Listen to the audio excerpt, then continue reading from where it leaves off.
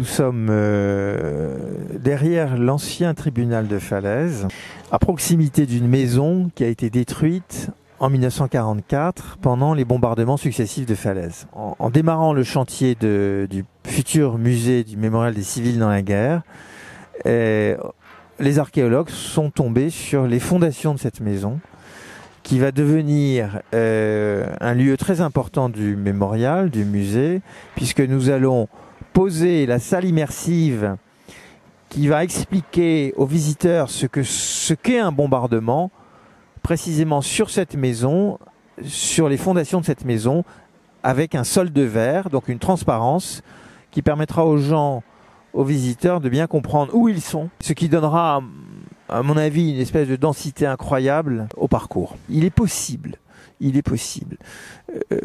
que les bombes qui sont tombées sur cette maison soient pour partie des bombes incendiaires. L'une des particularités des bombardements de Falaise, c'est que Falaise a aussi été bombardée, fait rarissime, en Normandie, avec des bombes incendiaires. On a retrouvé à l'intérieur de la maison d'ailleurs des objets qu'on réutilisera dans le musée, notamment des objets fondus par la chaleur du bombardement, des objets éclatés par l'impact, et on est en train de faire des recherches pour savoir qui habitait précisément cette maison. Ce musée est un musée qui a une grande ambition, celle de raconter les souffrances de 35 millions de civils morts, et probablement des plus de 130 millions de civils blessés, déportés pendant la Seconde Guerre mondiale.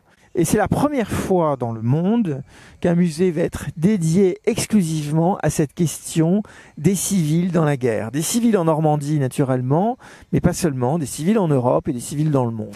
Son ouverture est prévue le 8 mai 2016.